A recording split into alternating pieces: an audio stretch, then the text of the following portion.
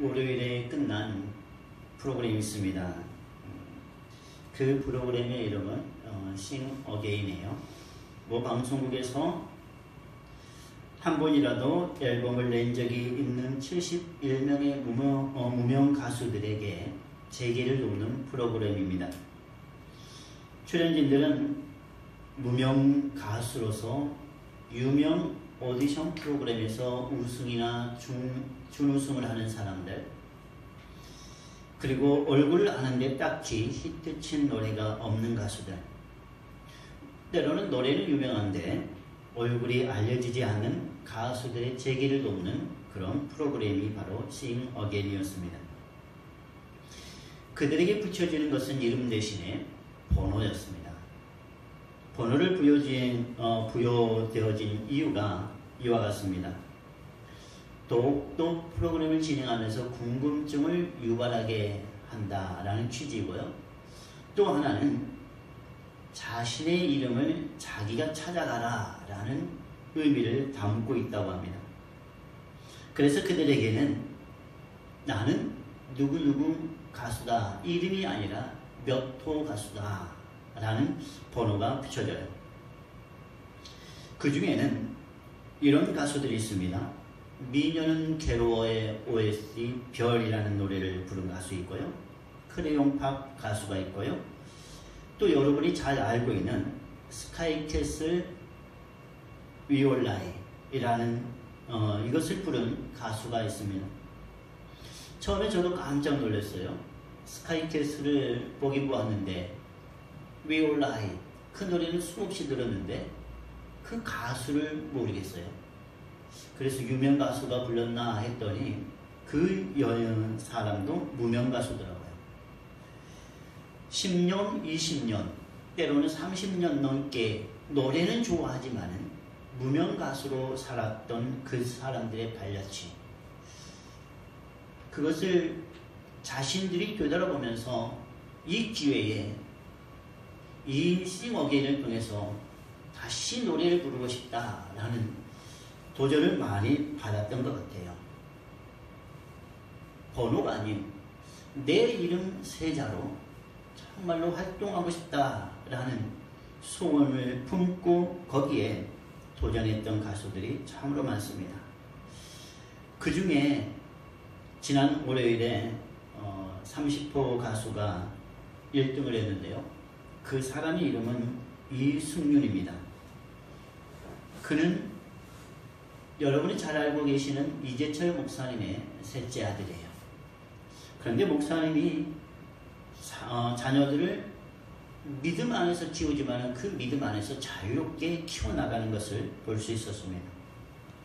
그런데 그 안에는 나름대로 목회자 자녀라는 그런 심리가 작용했던 것 같아요. 그래서 자기 자신을 많이 피하라지도 못하고 나갔던 그의 삶. 그래서 김이나 심사위원장은 이제 자신을 인정하라는 그런 말을 합니다. 자신을 인정하고 자신이 더욱더 위대하게 될 것이라는 것을 받아들여라 라는 것을 조언해 줍니다. 그리고 또 한 회에서는 그 이승윤이라는 가수가 자기 자신을 이렇게 소개해요.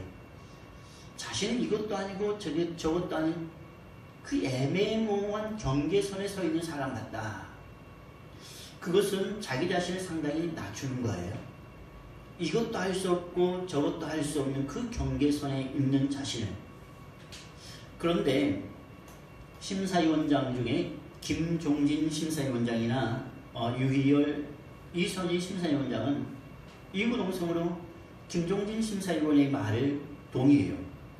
그 말은 이렇습니다. 당신이 이것도 할 수 없고 저것도 할 수 없는 경계선에 있다고는 하지만은 그것은 지나친 겸손입니다. 제가 봐서는 당신은 이것도 할 줄 알고 저것도 할 줄 아는 경계를 넘나들면서 할 줄 아는 다방면의 사람입니다. 라고 극찬해 줍니다. 모든 심사위원들이 이구동성으로 다 동조를 해요. 그러면서 유희열 가수는 심사위원장은 한때 당신과 같은 사람이 있었다라는, 지금은 잘 알지 못하지만은 그러나 당신의 노래를 지금 많이 공유하지 못하지만 그러나 크게 히트칠 것이다. 과거에 서태지와 아이들처럼 말입니다. 라고 칭찬해 줍니다. 여러분, 제가 여기에서 여러 가지 말씀을 들었을 때 그 이승윤이라는 가수는 이런 이야기를 해요. 자신이 어쩌면은 이것도 할 수 없고 저것도 할 수 없는 그런 경계선에 있다는 이야기를 할 때 자기와 같은 그런 가수들이 많다고 이야기해요. 71명의 무명 가수가 있지만은 무대에 드러나지 않는 72호 가수들이 정말로 많이 있다. 그래서 어쩌면 자기의 애매함을 72호 방송에 드러나지 않는 그 무명 가수들에게 희망을 줄 수도 있는, 그리고 자기가 주단을 깔고 싶다. 그러자 유희열 그 심사위원장은 당신이 72호에 어쩌면 당신을 바라보고 있을 그 사람들에게 소망을, 희망을 줄 수 있었으면 좋겠다라고 이야기합니다. 여러분, 이 세상에는 1등만 존재하는 것은 아니에요. 주역만 존재하는 것은 아닙니다. 1등에 있기 위해서는 그 등수를 가를 수 있는 수많은 사람들이 있습니다. 2등도 있고 3등도 있고 너무 굉장히 많은 사람들이 존재해요. 그러기에 1등이 더욱더 드러나게 되어 있습니다. 드라마에서 주연이 있습니다. 그러나 그 주연을 드러내기 위해서는 조연이 반드시 필요합니다. 그리고 수많은 이름을 알지 못하는 엑스트라가 필요해요. 그 사람들이 있기에 주연이 빛을 발할 수 있다는 겁니다. 그래서 1등만이 영광받을 것이 아니고 그 무명의 가수들, 수많은 엑스트라들, 수많은 조연들, 그 사람들이 얼마나 귀중한지 모르겠습니다. 그래서 그 싱어게인의 프로그램을 볼 때 72호 가수들, 방송에 드러나지 않는 그 72호의 무명 가수들의 삶을 곰곰이 되새겨보았습니다. 지금도 노래가 좋아서 노래를 부르는 사람들, 그러나 무대 안에 드러나진 않지만 스포트라이트를 받진 않지만 그러나 노래가 좋아서 노래를 부르고 있는 사람들, 그 사람들에게 큰 힘이 되었으면 좋겠습니다. 오늘 성경에서는 그 한 사람이 등장하는 것 같아요. 여기에 보면은 5장 1절 보시면 그 후에 유대인의 명절이 되어 예수께서 예루살렘에 올라가시니, 예루살렘에 올라가시는 그때가 유대인의 명절이었는데 그때가 요한복음 2장 13절의 말씀을 비춰볼 때 6월절이지 않나 라는 생각을 해봅니다. 여러분, 6월절은 어떤 날입니까? 6월절은 이스라엘 백성들이 애굽에서 고통받을 때 그들이 통곡하고 하나님을 찾고 찾을 때에 하나님께서 만나주시면서 이스라엘 백성들의 고통을 듣고 그들을 찾아가 주시는 하나님의 사랑이 담긴 절이 바로 6월절이에요. 그 6월절 생각하면 우리는 반드시 하나님의 사랑을 발견해야 합니다. 이스라엘의 구원에 보다도 그들을 찾아가신 하나님의 사랑. 그 6월절에 예수님께서는 베데스다라는 연못에 들어갑니다. 그 연못에 들어가니까 이런 사람들이 있습니다. 보십시오. 3절 말씀 우리 같이 한번 읽어볼까요? 시작. 그 안에 많은 병자, 맹인, 다리 저는 사람, 혈기 많은 사람들이 누워. 아멘. 많은 병자가 있습니다. 많은 맹인이 있습니다. 수많은 다리 저는 사람, 수많은 혈기 많은 사람들이 있습니다. 그 모든 사람의 공통점은 약자라는 거예요. 연약한 사람. 그 모든 사람들은 그냥 한 묶음으로 끝나버리는 사람. 이름이 거론되지 않습니다. 그냥 많은 병자들, 많은 맹인들, 많은 날이 저는 사람들, 많은 혈기 많은 사람들 이라는 그냥 묶음으로 살아가는 사람들, 그 사람들에게 한 가지 희망은 내가 1등을 해야지 라는 마음이 있었던 것 같아요. 왜냐하면 보십시오. 물의 움직임을 기다리는 그 사람들, 그러나 가장 빨리 들어가고 갈 때에 병을 낫기를 원하는 그 사람들, 그 말씀은 예수님의 말씀, 예수님과 38년 동안 병자의 삶으로 살아갔던 그 사람들의 두 사람의 대화 가운데 있습니다. 오늘 본문을 보면은 1등이 아니어도 좋아 라는 거예요. 절망의 자리에 서도 그 안에서도 소망이 피어나 라는 겁니다. 예수님께서는 명절에 화려한 곳으로 들어가지는 않습니다. 이 사람들을 찾아가셔요. 예루살렘으로 들어가서 그 안에서 화려함을 이야기하는 것이 아니라 다른 외곽으로 가서 병자를 만나주십니다. 맹인을 만나주셔요. 그 연약한 사람들을 만나주셔요. 무명의 그 가수들을 만나주시고 무대 안에 들어오지 못했던 72호 무명 가수들을 만나러 가십니다. 그리고 그들과 함께 지내기를 원하셔요. 오늘 말씀에 그런 부분들이 많이 담겨 있거든요. 여러분, 그래서 오늘 말씀을 보면은 참 연약할 대로 그지없는 사람들, 그 절망의 자리에서 벗어나지 못하는 그 사람들에게 희망을 주는 메시지, 곧 우리 모두에게 희망을 주는 그런 메시지들이 오늘 담겨 있습니다. 그 사람들은 다 누워 있어요. 3절 중반 정도 보면 누워라는 말씀이 있습니다. 이제 무엇인가 포기하는 부분도 보이지만은 무엇인가 준비하려고 하는 것들도 있습니다. 무명의 가수들이 하지 않았기 때문에 Sing Again이라는 그곳에서 다시 한번 도전하는, 그래서 지금 무명이지만 재개를 꿈꾸고 있는 사람들, 그 사람들이 오늘 여기에 보면은 지금 무엇인가를 기다리고 있는 그 사람인 듯 보입니다. 연못을 보니까 이런 신화가 담겨 있어요. 4절에 보면은 이는 천사가 가끔 못에 내려와 물을 움직이게 하는데 움직인 후에 먼저 들어가는 자는 어떤 병에 걸렸든지 낫게 되밀어라. 먼저 들어가는 사람에게는 고침을 받는다고 그래요. 어떤 병에 걸렸든지 다 나음을 얻겠다고 합니다.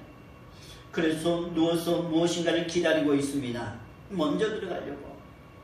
그런데 그 중에 한 사람이 성경에 등장합니다. 5절 말씀에 거기 38해 된 병자가 있더라 라는 거예요. 이 사람의 이름은 누구일까요? 무명입니다. 성경에 드러나지 않습니다. 그의 이름은 무명이에요. 그 중에 한 사람, 먼저 들어가고 싶은 그 사람 중에 한 사람, 그의 이름은 무명입니다. 모두가 절망의 자리에서 희망을 바라보려고 합니다. 모두가 꿈을 가지고 있습니다. 소망을 가지고 있습니다. 그러나 38년 동안 그런 삶을 살아왔다 그래요. 여러분, 재수를 하고 학생들이 공부를 할 때 재수는 필수라는 말이 있지 않습니까? 그런데 재수하는 사람의 그 마음은 누가 헤아려 줍니까?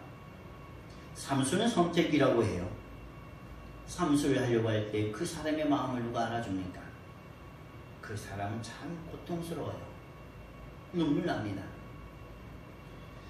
그래서 그 사람이 되어보지 않고서는 힘내, 이 말도 때로는 그 사람에게 스트레스일 겁니다. 압박감일 거예요.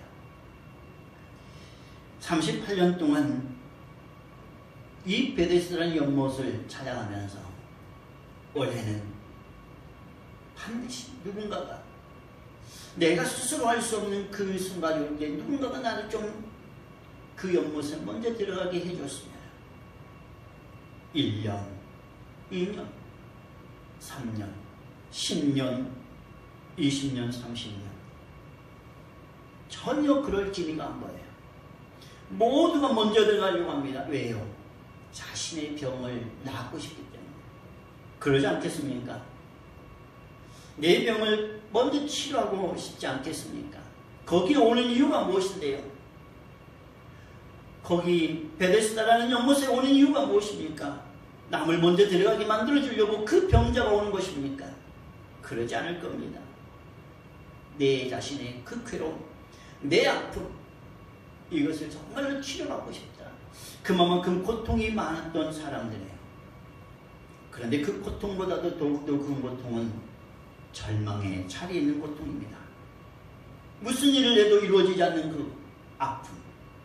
그래서 어떤 이들은 포기라는 단어를 생각합니다. 실패했다. 절망의 자리다. 그래. 포기하고 싶다. 아니, 포기해. 그리고 어떤 이들은 자살이라는 생각도 해봅니다. 살아서 뭐한가. 나에게 짊어지는 그 짐들, 빚더미들, 전혀 회생할 기회가 보이지 않는 그 사람에게 자살이라는 생각도 해보았을 것입니다. 그러나 주님은 말씀하십니다. 그 자리에도, 절망의 자리에도 소망은 있다라고 말씀하시는 듯 싶어요. 사랑하는 여러분, 이 38년 된 병자는 육적인 병만을 가지고 있지 않습니다. 그의 앞에는 정말로 마음의 병, 심령의 질병을 가지고 있는 듯합니다. 여러분 함께 보실까요? 38년 된 병자에게 예수님께서는 이렇게 질문하십니다. 우리 6절 말씀 같이 한번 읽어보십시다. 6절입니다. 시작. 예수께서 그 누운 것을 보시고 병이 벌써 오래된 줄 아시고 이르시되 내가 낫고자 하느냐. 아멘. 당연한 것 아닌가요? 예수님의 질문이 좀 엉뚱하지 않는가요? 여러분, 38년 동안 병자로 살아갔던 자신을 향해서 예수님께서 뚝 던지는 질문이 너가 낫고자 하느냐? 예수님, 지금 저에게 화를 돋구십니까? 제가 낫고 싶지 않았다면 여기에 오겠습니까? 여기에 올 이유도 없지 않습니까? 여기에 오는 것은 당연히 낫고 싶은 거지. 낫고 싶지 않은 사람이 어디 있겠습니까? 질문하는 질문 같아요. 우리가 생각해 볼 때.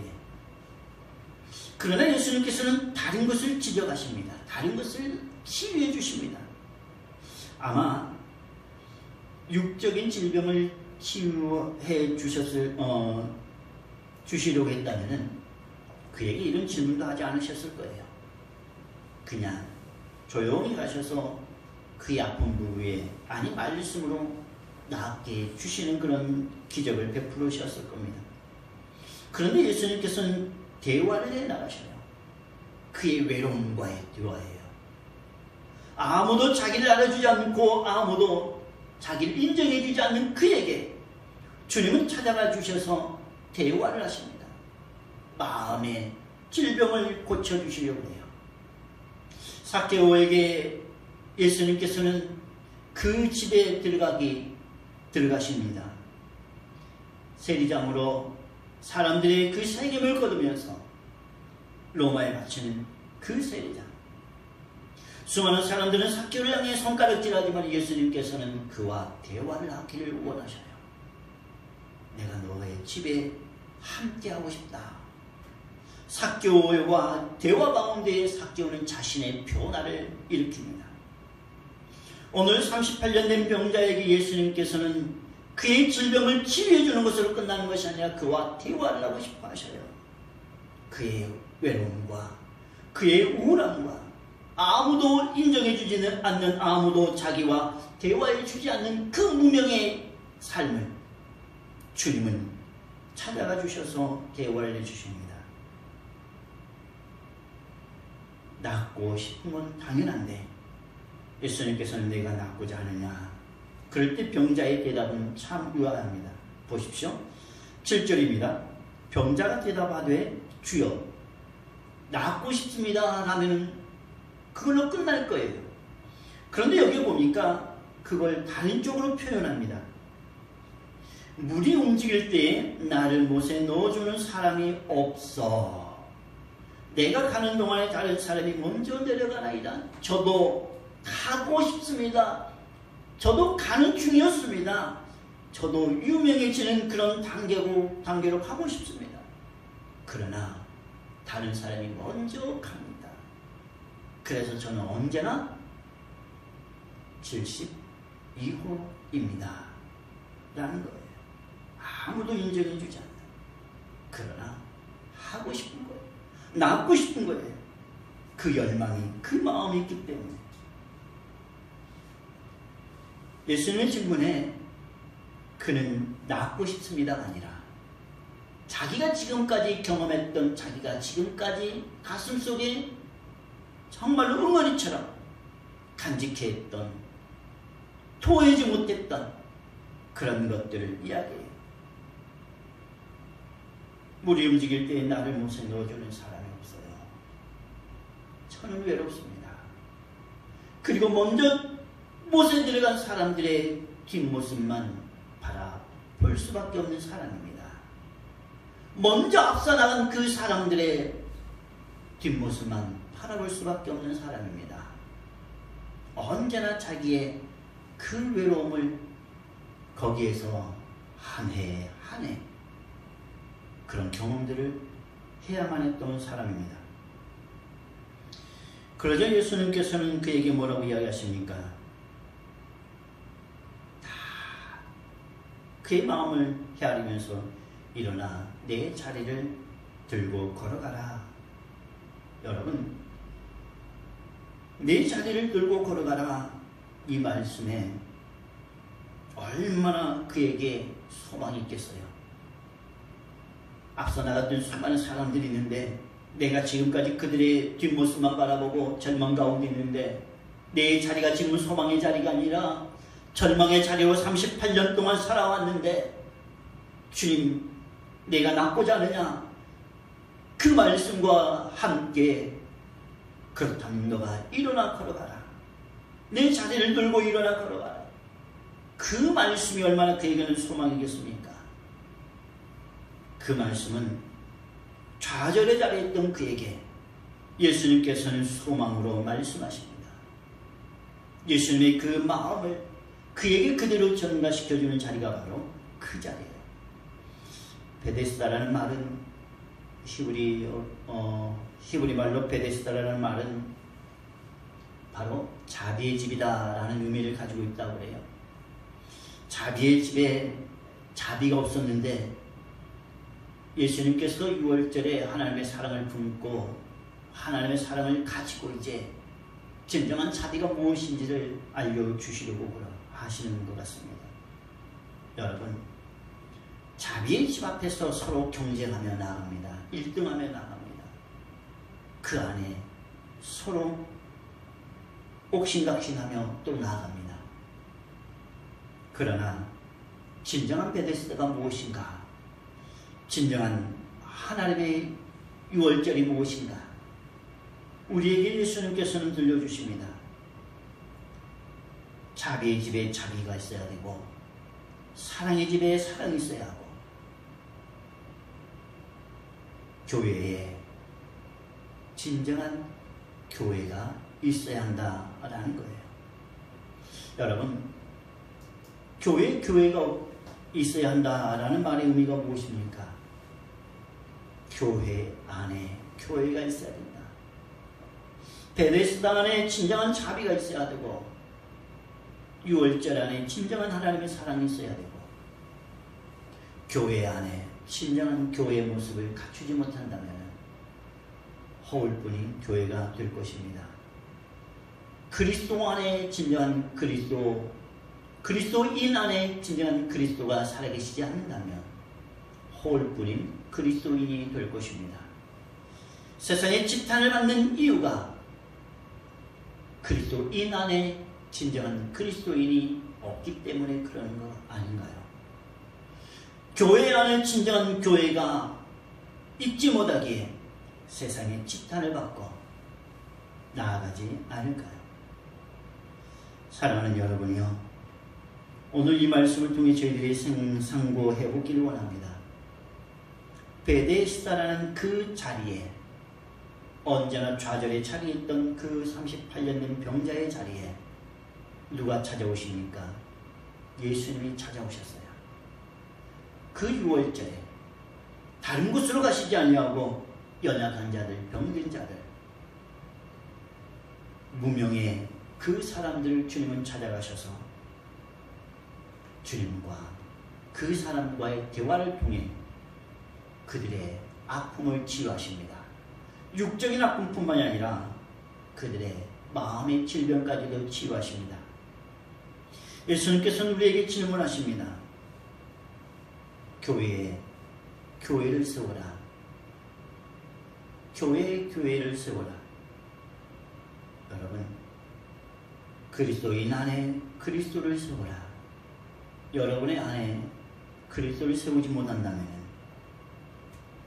진정한 믿는 자가 아닐 겁니다.